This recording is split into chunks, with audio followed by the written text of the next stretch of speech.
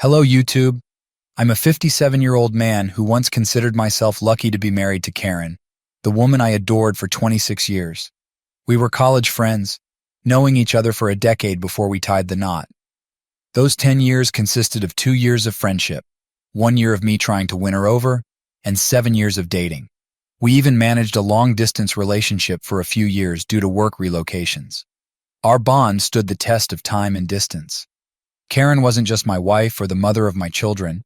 She was my best friend since college. She got me in ways no one else ever did. That's why her betrayal hit me so hard. Just a week ago, Karen and I attended our college reunion. Our alma mater hosts a reunion every year for classes that graduated 35 years ago. It's a major event featuring performances by singers and celebrities. This year, it was our class's turn to shine. Karen and I were particularly excited because we were one of the few couples who had married and stayed together all these years. We walked into the event, ready to showcase our enduring relationship, completely unaware of the trap we were stepping into. We were having a blast, reconnecting with dear friends we hadn't seen in years. It felt like we were reliving the best moments of our lives. Then, someone approached us. Let's call him Sam. Sam had always been infatuated with Karen, and everyone knew about his unrequited love for her. Karen, one of the brightest and most attractive students in our class, naturally had admirers. I was one of them too back in the day. But Sam was different. He wasn't the type to flirt and move on. He was persistent, relentlessly pursuing Karen throughout college and beyond, even knowing she was dating me. I've always been a secure partner, never letting his advances bother me. Everyone, including Sam, knew Karen was out of his league, but that didn't stop him. When he found out Karen had married me, he texted me, claiming she'd made a mistake and expressing hope that I'd take care of her as well as he would have. Karen and I laughed off his romantic delusions and hadn't heard from him since, until the reunion. When Sam approached us, we figured he'd have moved on by now. After all, it had been 35 years since college and 26 years since our marriage. But to our surprise, he was still fixated on Karen. He greeted us with hugs, though Karen only shook his hand, visibly uncomfortable with his intense gaze. He sat across from her, staring oddly, which didn't go unnoticed. Curious, I asked if he had brought his family to the reunion. He replied that he was single, mentioning a brief marriage in his 40s that ended in divorce. I expressed my sympathy, saying, "I'm sorry to hear that." His response was dramatic. "Well, yes, you should be sorry. You stole my love," followed by hysterical laughter. If I were younger, I might have confronted him physically, but approaching 60, such things seem trivial. Besides, Sam isn't intimidating, more of a sleazy loudmouth you wouldn't pick for sports. His joke fell flat, making everyone uncomfortable, so we brushed it off. But Karen grew noticeably quiet. Our close friends, Jennifer and VJ, took Karen aside, trying to lift her spirits. Knowing Karen's tendency to overthink, we tried easing her mind. Out of the blue, Sam approached us again. I suspected he had been watching us. He apologized, claiming he didn't mean to upset her but wanted to make her happy, despite the years and aging. I couldn't stand his cheesy words and told him to back off. He seemed genuinely regretful, insisting Karen forgive him so we could enjoy the reunion. His words made me think it was time to move forward and enjoy the evening. Karen hugged him, telling him to move on and let go. We all hugged and joined the dance floor, turning the night into a fun party. Others joined in, and it became an enjoyable time. Later, I saw Jennifer and Karen talking to Sam, who was acting silly. It seemed like the issue was resolved, and I could relax. I kept an eye on them, ensuring Karen was okay. Sam whispered something in her ear, making her smile and nod. I assumed it was innocent, or Karen would have reacted differently. I felt it was safe to mingle with other friends and classmates. About an hour later, I noticed Karen and Jennifer were nowhere to be seen. Initially, I didn't think much of it, as we were all mingling separately. I was catching up with old friends, losing track of time. But when Karen and Jennifer didn't reappear after a while, I started looking for them. I tried calling them, but they didn't answer, probably because the loud music drowned out their ringtones. After about 30 minutes, Karen came back, but something was off. She looked the same, but I felt like she was a different person. She was unusually quiet and kept urging me to leave. Jennifer joined us shortly after, but neither of them spoke a word to each other for the rest of the night. I figured they had argued about something since they avoided eye contact. I kept asking Karen why she seemed upset and why she wanted to leave early, but she stayed silent. I wanted to stay until the end of the party, but Karen was insistent that we go. She was silent the entire hour-long drive home. I kept asking if she was okay, and she just said she was tired and needed rest. It made me uneasy because she's usually so full of energy. I asked if it had anything to do with Jennifer, but she simply said no and offered no further explanation. I assumed she was just exhausted and left her alone when we got home. While most of our friends were posting happy pictures and chatting on social media about the reunion, Karen slipped into bed, closing her eyes. I thought she wanted me to believe she was asleep. It was almost 2 a.m. when I finally went to bed, utterly tired, and fell asleep as soon as I hit the mattress. I don't know how long I'd been asleep when Karen woke me up, tears streaming down her face. She rested her head on my chest, and I held her close, asking if she was emotional about reuniting with old friends. She didn't respond, just kept crying. I held her, trying to comfort her, since she wasn't telling me what was wrong. I let her cry it out, and when she finally stopped, she confessed something that left me speechless. She had cheated on me with Sam. I was stunned, unable to speak, frozen in shock. My mind raced, thinking about what might have happened. The last time I saw Karen, she was dancing with Sam and Jennifer. Then they all disappeared for about an hour. When Karen came back, she looked upset and wanted to leave. She said Jennifer knew about it and was furious with her, which explained her demeanor. I still couldn't speak, so Karen started explaining everything on her own. She told me how Sam kept apologizing while they danced, embarrassed by his earlier behavior. He praised her, saying he'd never met anyone like her in all his travels. Karen admitted she began to believe his flattery and fell for his apparent sincerity. He asked her to go for a walk, and though she initially declined, he insisted, saying it would be their last encounter, and she deserved to know his true feelings. She agreed to walk with him on the college lawn, seeking some peace and quiet. On the lawn, Sam confessed his lifelong love for her, calling her the most incredible woman on earth. Karen recounted his words, saying she felt intoxicated by his compliments and foolishly gave in to his advances. He held her hand, and in that moment she felt a strange sense of relief, as if a burden had been lifted. I won't go into explicit details, but she told me everything, absolutely everything. She mentioned that guilt hit her in the middle of the act, and she pushed him away. I was in a daze, my body numb. Karen nudged me, seeking a reaction, but I remained silent. I asked for a moment to process everything. She kept crying and apologizing. Eventually, I told her to go to sleep and we'd talk in the morning. She clung to me, terrified of losing me. I closed my eyes, replaying the situation over and over in my mind.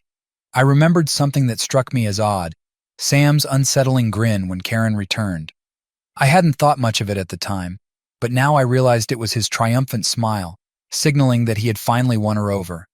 That realization filled me with anger and disgust. I couldn't bear to lie beside her any longer. She had fallen into a deep sleep after hours of crying.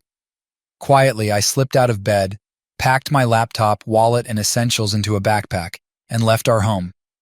I loved her, and after 26 years of marriage, I couldn't imagine life without her. We had a family and children, but I couldn't stay. I knew her too well. If I stayed until morning, she would convince me not to leave. So I checked into a hotel and blocked her number along with all her social media accounts. By the time I finally managed to sleep, the sun was already rising. Around 8 or 9 a.m., my phone started buzzing relentlessly with calls from my kids. Karen and I have 2 children, a 24-year-old son and a 21-year-old daughter, both in college, living on the same campus. Reflecting on it now, I realize I acted impulsively by disappearing that night. I should have planned my next steps more carefully to maintain control. I've read about people who pretend everything is normal while secretly plotting their revenge and eventually exposing the affair. However, in my case, I couldn't have pretended with Karen after what she did. She wasn't just my spouse. She was my closest friend, my better half. Even if I tried to deceive her, she would have seen right through it, and I couldn't bear to fake it. The idea of Karen cheating on me was the last thing I ever expected, so I never had a plan for handling such a situation. When my children called, I had no strategy for what to say, but I had to speak to one of them before they went to the police to report me missing. I decided to call my son, who is typically more composed and mature than my daughter. I told him there was no easy way to break the news. His mother had cheated on me the night before with her former lover, admirer, stalker. whatever you want to call him. I explained that I needed time to process everything. He was shocked to hear that his mother had done such a thing. He knew we had a strong, loving family and a great relationship, and now she had shattered that image. Our children, relatives, and friends always admired our close-knit, resilient, and proud family unit. He couldn't fathom that his mother could do such a thing, and kept insisting there must be some misunderstanding. He repeatedly asked for the details, and wanted everything explained in chronological order. However, I knew that going over all the details would break his spirit before he even had a chance to start his life. I expressed my wish that it were just a joke, but Mom had confessed her infidelity to me. At 24, he had already experienced heartbreak, but I understood that this situation was affecting him differently. I asked him to promise not to disclose this to anyone until I did. I texted my daughter, explaining that I was stressed about work-related issues and would be out of town for some time, which stopped the phone calls. So the situation was as follows. While my daughter believed I was away on business, both my son and Karen knew I had separated from her. Over the next few days, I spent time online searching for the best lawyers and a solution to my problem. That's when I found an online community where many men had experienced a fate similar to mine. I read about how they had planned their revenge and taken action against their cheating partners, including their anger towards the affair partner. I understood their feelings. I truly did. But seeking revenge on Karen was the last thing I wanted to do. I still loved her deeply, and I would be lying if I said I could destroy her life in such a way. I didn't want to, but I also couldn't be with her again. Reconciliation wasn't an option for me. I wasn't sure how I would navigate this situation or if I would ever recover from it. I had numerous responsibilities, my work, my children, my assets, and more. I scheduled an appointment with a lawyer for the next day to see what advice they had to offer. I promised to provide an update as soon as I made progress. Hey everyone, thank you for all the support. While reading your comments, I realized I missed sharing some important information. Both Karen and I were management consultants. But in our late 40s, we both left our full-time jobs. Karen pursued her long-standing passion for writing, and I became a business consultant for startups. As a self-employed individual, I don't have a fixed workplace. One of you mentioned concerns about Karen potentially showing up at my workplace. Since I occasionally work from home or visit clients' offices, I consult for multiple clients simultaneously. So far, Karen hasn't been able to locate me. As I mentioned earlier, I'm approaching 60, and we've been planning our retirement for a long time. We've been saving up to purchase a beach house in the countryside for our retirement years, with plans to buy it next year. We've even identified some properties and have been in discussions with property owners. Fortunately, we haven't made the purchase yet. Otherwise, it would have presented a different set of challenges. Karen has been trying to contact me since I ghosted her. I met with the lawyer the day after my initial post, and he advised me to inform the children about the separation, given that they are adults. We also discussed the division of property, and I decided to split it evenly between Karen and myself. No, my retaliation wouldn't involve depriving Karen of her wealth. She's entitled to half of our assets, and she's earned it. She's also entitled to the separation, which she too has earned. I understand her very well. She might be willing to relinquish her claim to the wealth to reconcile and keep our family together. While the divorce paperwork was being prepared, I met with my children. I asked my son to discreetly bring his sister to a restaurant without revealing that I would be there. He agreed. My daughter's reaction was intense. The moment she saw me, she bombarded me with questions.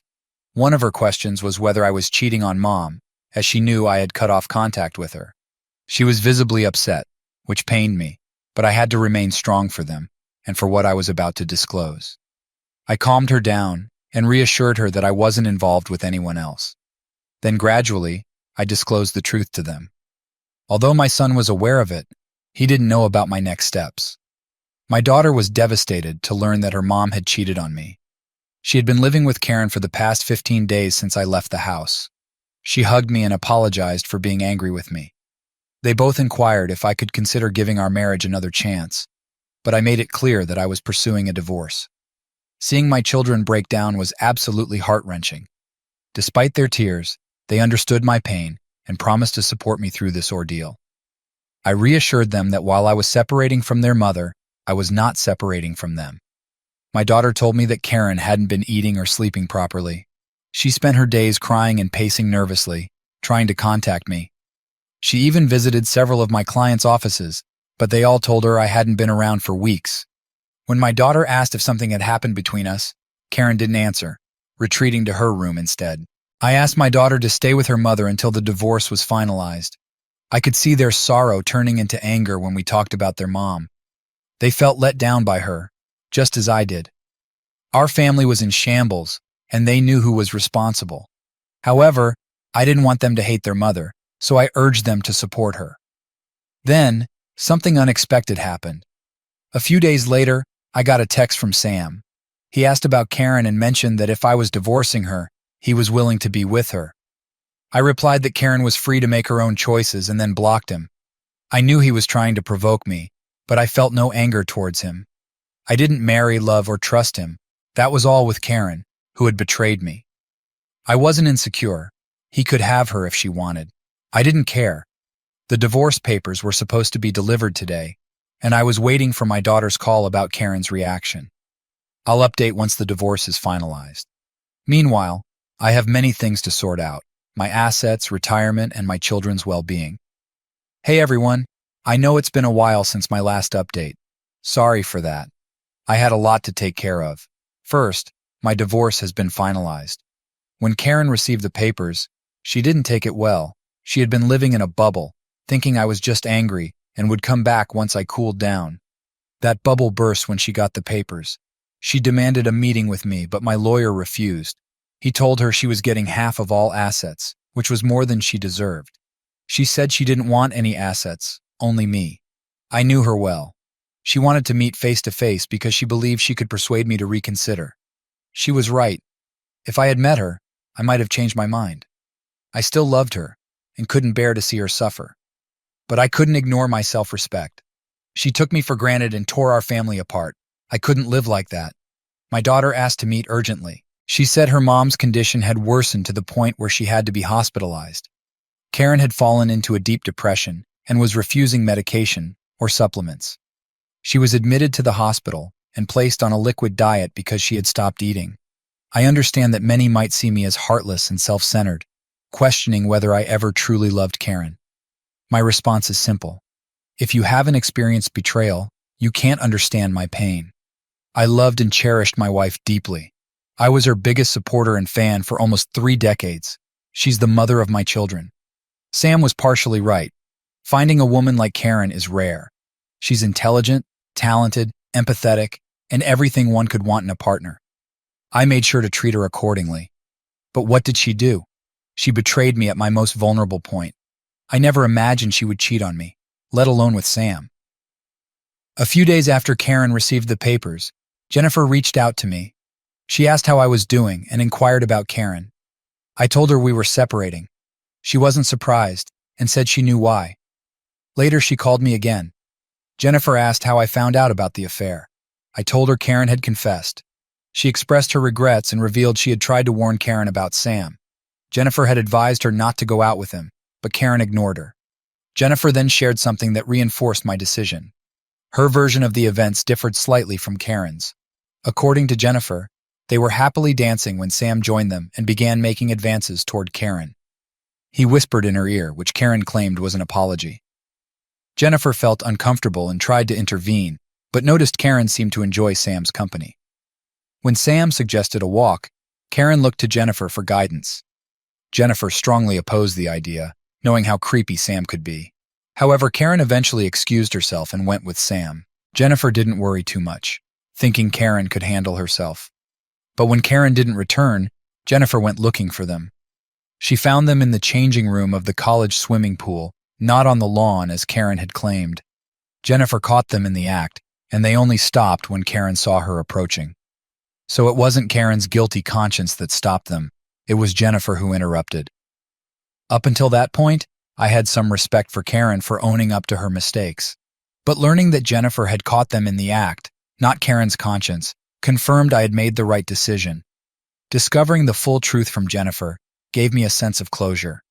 Despite Karen's betrayal, I had initially believed her story, that she got carried away because of alcohol, and her conscience stopped her. But Jennifer's account made it clear. Karen didn't cheat because she was drunk. She did it because she wanted to. The college swimming pool was a 15-minute walk from where we were, and the changing rooms were deep inside the facility. This wasn't a mistake. It was a deliberate choice. Jennifer asked if I could see myself giving Karen another chance, thinking Karen had been completely honest. Jennifer didn't know Karen's confession had been full of lies, and I didn't clarify. Despite Karen's miserable condition, she had lied to me, and that's when I lost all respect for her. Meanwhile, my children told me Karen was on the brink of self-harm. Upon hearing this, I called Jennifer and explained Karen had given me a different story. I asked Jennifer to visit Karen and have an open conversation. I instructed Jennifer to inform Karen that I knew the actual truth and had no intention of forgiving her. It was in Karen's best interest to prioritize her health because I knew she was harming herself in hopes of reconciliation.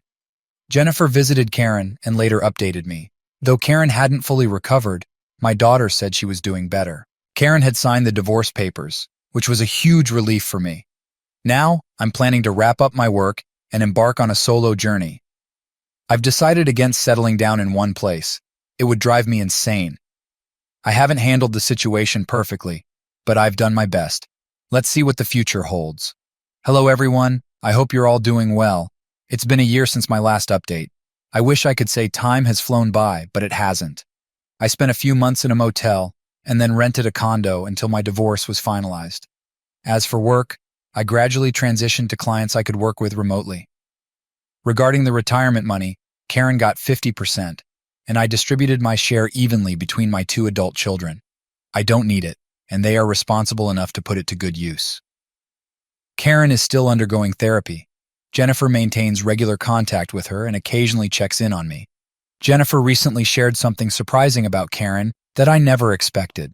Despite my repeated claims that I know Karen well, hearing this made me question whether I ever truly knew her. I always considered Karen strong and resilient, but loneliness took a toll on her. Karen began chatting with Sam, who expressed his love for her until he learned about our divorce. Strangely, he started ghosting her afterward. Karen was heartbroken to discover Sam's true intentions. He was only interested in a casual physical relationship, not an emotional one. He even admitted to having a live-in partner. His insincere love and admiration crushed Karen, sinking her deeper into depression. The last update I received about Karen was a couple of weeks ago. My daughter had been staying with Karen since I moved out to help her cope with depression. However, after a year, my daughter realized she could no longer coexist with her mom. Karen, once emotionally resilient, had become insecure, erratic, and constantly seeking attention. She had morphed into a controlling and possessive mother, bombarding my children with calls and messages if they didn't respond promptly. She even insisted my son move in with her until he got married, which he declined. She pressured my daughter to stay home instead of going out with friends or taking vacations. My children are adults now and can't be restricted. Whenever my daughter tried addressing Karen's behavior, Karen would break down, fearing she would lose them as she lost me. My children reassured her they had no intention of abandoning her, but warned that her controlling behavior might force them to reconsider. This led to heated arguments, with the children accusing her of disrupting our once happy family. Ultimately, they had to confront her, explaining that her actions had fractured our family. It was difficult for Karen to accept that her own children held her responsible for everything. My daughter moved out of the house 2 weeks ago. She informed me that she had tried her best to assist Karen, but couldn't put her life on hold to care for her. I believe my daughter's decision was reasonable. She needs to move forward with her life, and Karen needs to regain control of her own. While some might take satisfaction in seeing their cheating ex-wife in misery, especially in their 20s or 30s, I couldn't find happiness in this situation. I felt genuinely sorry for her condition. Her poor choices have condemned her to a lifetime of suffering. I hope she can rediscover her former self, a confident, strong woman who doesn't need to rely on people like Sam for emotional support. As for my own journey, I've spent the past year living in 4 different countries, exploring local cultures, savoring diverse cuisines, and immersing myself in entirely new lifestyles. It has been a great experience. Initially, I was disappointed that my retirement plans had to take a different path. I had always envisioned spending my golden years in peaceful harmony with Karen. However, Now I find satisfaction in having embraced various cultures and lifestyles. I've had the privilege of meeting incredible people in different corners of the world. To clarify, I haven't entered into any new relationships, nor am I actively seeking one at the moment. I'll remain open to whatever the future has in store for me, and will keep you updated if anything significant unfolds. Hello everyone. I apologize for not providing updates over the past few years. The truth is, not much noteworthy has occurred in the last 2.5 years, except for my extensive travels to more than a dozen countries and my renewed passion for painting. Initially, I started this thread to share my story about my cheating wife, and there didn't seem to be a point in updating it with my travel experiences, so I refrained from doing so. However, there has been an event that prompted me to write this update. Last month, after 4 years, I had the opportunity to meet Karen again. This reunion was due to my son's upcoming wedding. Yes, my son found the love of his life and decided to tie the knot.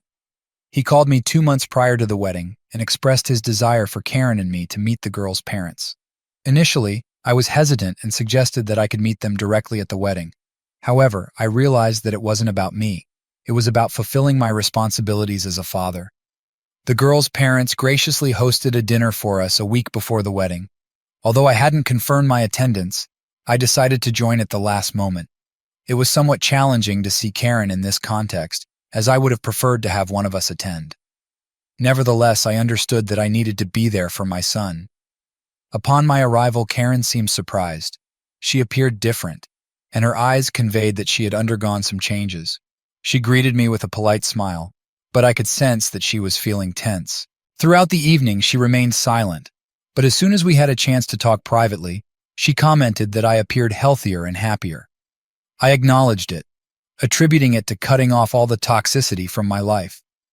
This caught her off guard momentarily, and she glanced around to ensure no one overheard us. She inquired if I was in a relationship, but I evaded the question, stating that my relationship status shouldn't concern her. During our conversation, I barely made eye contact with her, focusing my attention on everyone else primarily. After the dinner, when it was time to leave, I bid everyone goodnight with hugs, but simply nodded my farewell to Karen, telling her to take care. I suppose she didn't anticipate that, as she also stood up when I was saying my goodbyes to everyone. It happened quickly, so I don't think it was too awkward for the others.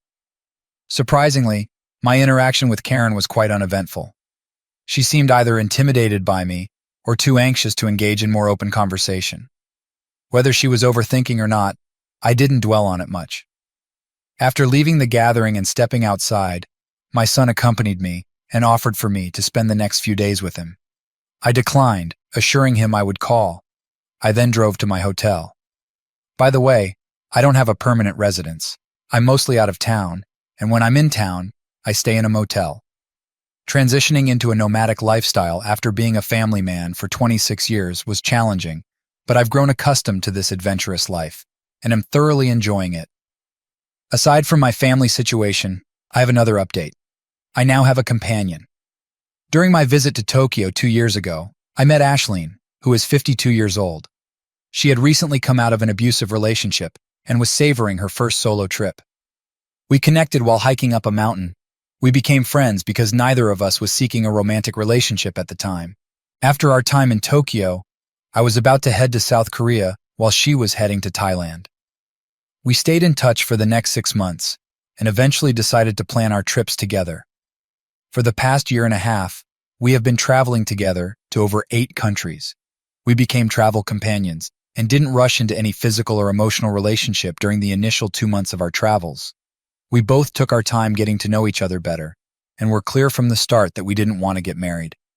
For now, we want to relish the experience of traveling and exploring different places. My children were aware of Ashleen, but chose not to disclose this to Karen, fearing it might trigger her depression again. After arriving at the hotel, I called my son to explain why I declined his invitation to stay with him. I informed him that Ashleen had accompanied me to town, and I couldn't leave her alone. I expressed my desire for Ashleen to attend the wedding. He was excited, but also apprehensive about Karen's reaction. I emphasized that Ashleen should be at the wedding because she's my partner and should meet my family. My son added my daughter to the call to get a second opinion, but mostly to discuss it among the 3 of us. She agreed with me that Ashleen should meet the family.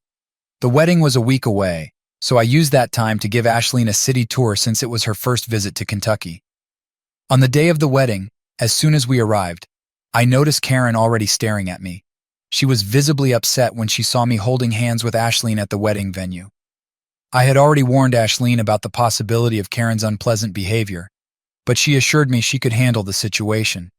This was the first time I witnessed how controlling Karen had become since our separation. She rushed toward us and grabbed my wrist, attempting to pull me aside. I firmly told her that I didn't want a private conversation with her. She questioned if Ashleen was my girlfriend, or if I planned to marry her. I replied that it shouldn't concern her, and asked her to leave us alone because guests were arriving, and some were noticing Karen's tears and anger. She insisted that she didn't care about anyone else and needed to resolve this matter one way or another. My daughter intervened and tried to calm her mom down, but Karen refused to go with her. We pointed out that she was disrupting the wedding. She responded loudly that she didn't care. At this point, my usually gentle daughter turned into a force to be reckoned with. She didn't just lose her temper, she gave Karen a stern talking to that I never expected. In a hushed yet commanding tone, she told her mom, "You were supposed to walk into the wedding on Dad's arm and be with Dad, but you chose to be with some random guy. So either accept it and move on right now, or I'm going to make sure you're kicked out of the wedding before it even begins." I almost wanted to intervene, as it's natural for a parent to do so when they see their child in distress, but my daughter was tougher than I could ever be when it came to her mom. As she pointed her finger at Karen and meant every word, I felt the tension in Karen's grip on my wrist release. I saw Karen's face quiver as she let go of me, and she stared at me for 3 seconds. During that time, her expression shifted from anger to betrayal to sadness. She didn't say a word, but her face revealed a whirlwind of emotions. After this, Karen walked away. Needless to say, she didn't introduce herself to Ashleen. On a positive note, my daughter apologized to Ashleen, who then hugged us. I reassured her that there was no need to apologize. My daughter is strong, and I'm proud of her. I could see that my daughter was emotional when she said, "It's on her, Dad. We've suffered enough. She needs to move on or leave you alone." Karen had made everyone's life miserable, yet she had expected sympathy and care from some friends over the years. My children don't have a family home to gather in for special occasions, and I acknowledge my responsibility for that. During the rest of the wedding, Karen grew increasingly upset that our children were supportive of me. She either stood in a corner or appeared more excluded than a mother of the groom should be. She didn't even join us for the family photo. Jennifer called me a few days ago and mentioned that Karen had taken my moving on so quickly as a blow to her ego while she remained single. I told Jennifer that my children and I are done with Karen's drama, and she's on her own. She can do as she pleases. I just want to enjoy the remaining years of my life in peace. I'm considering staying closer to my kids and providing them with a family home for gatherings, even though they're grown up. This wedding made me realize that a new stage of life is approaching, and I might become a grandparent. However, I won't be sharing this with Karen, and I'm perfectly fine with that. We'll see if Ashley is willing when the time comes. I want to thank everyone for the advice and the genuine experiences shared. I hope you all stay loyal and true to your spouses, not just for yourselves or your partners, but for your children as well. Life is good, and there's always more to enjoy. Thanks for listening to my story. Everyone has their rights to be happy. Leave a comment below about your thoughts and goodbye.